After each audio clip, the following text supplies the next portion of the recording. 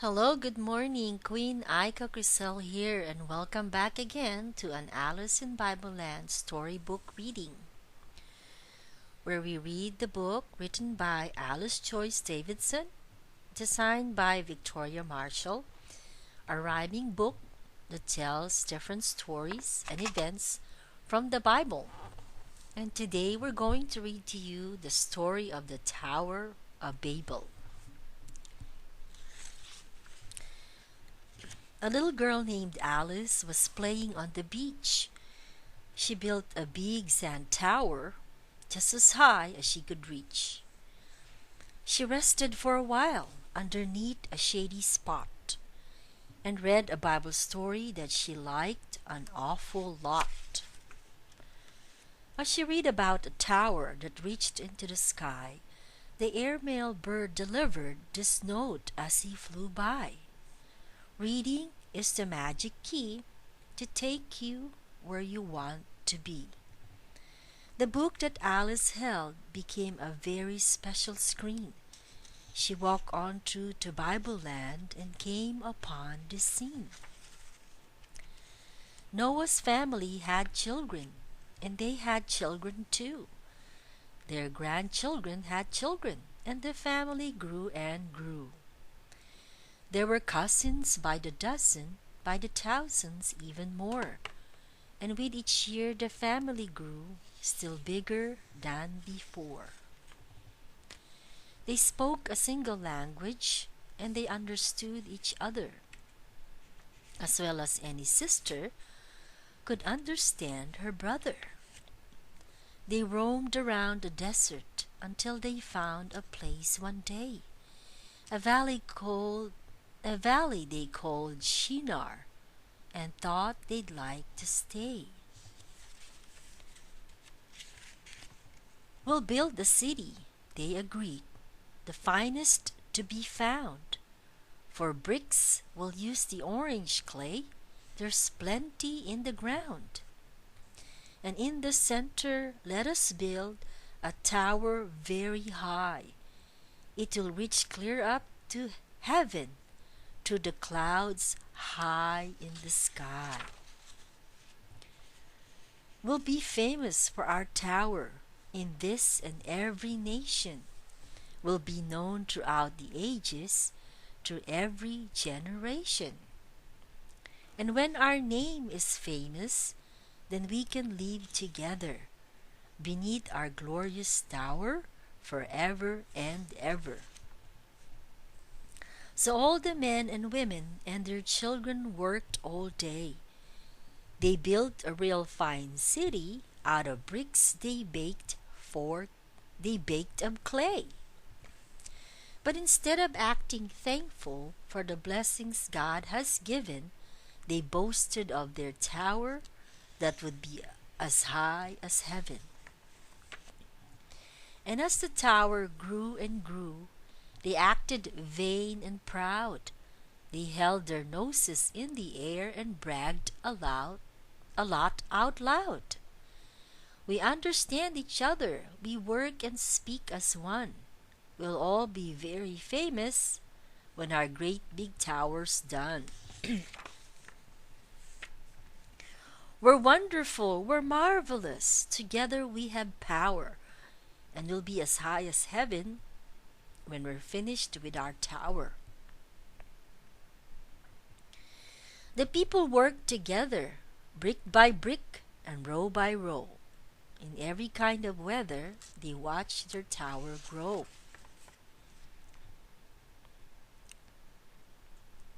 God saw their prideful, boastful ways, and as they worked up on the tower, because they spoke the same language, the people felt their power. And all that they imagined, God worried they would do. And if He didn't interfere, their vain scheme might come true. So God spoke to all His angels, and this was His command: "Let's mix up the language that's spoken in this land." Let's mix up the language that's spoken in this land. His will was done, and suddenly the people everywhere had many, many languages instead of one to share. The brika rika, what? One man said, which meant, I want more bricks. Someone scratched his head and gave the man some broken sticks. The woman baking bricks heard wrong and started making bread. The boys who carried water all took a bath instead. Great confusion filled the land. It didn't take an hour before the builders had to stop working on the tower. They couldn't work together. Their scheme had come undone, for God gave them many languages instead of only one. The city was called Babel, and today that is the word that's used when there's confusion or mixed up words are heard. God spoke to his angels and gave them this command: let the people there be scattered, let them live in many lands. The time had come for Alice to leave that Bible scene, so she returned from Bibleland by walking through her screen. She came back to her tower and put her book away, and Alice thought, I learned a lot in Bibleland today. When we're blessed to have power, we should use it not for fame, not for pride, and not for glory, just to have a famous name. We should use our blessings in good and loving ways, and God will smile on us with more blessings for our days. The story of the Tower of Babel. I encourage you to read the full account of the story from the Bible in the Old Testament, from the book of Genesis, and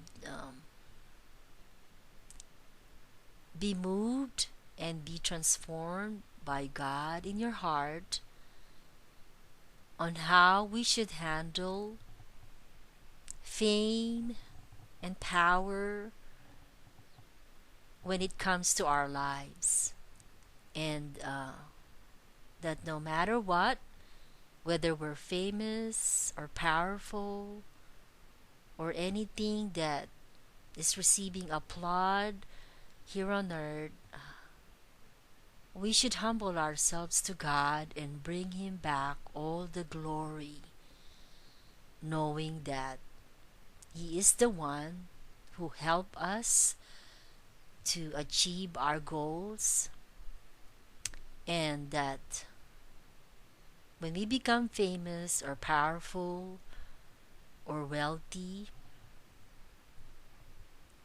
that we should even more call upon his name so that we would know what to do with those, and that if we already failed to give him back all the glory, it's never too late to do so.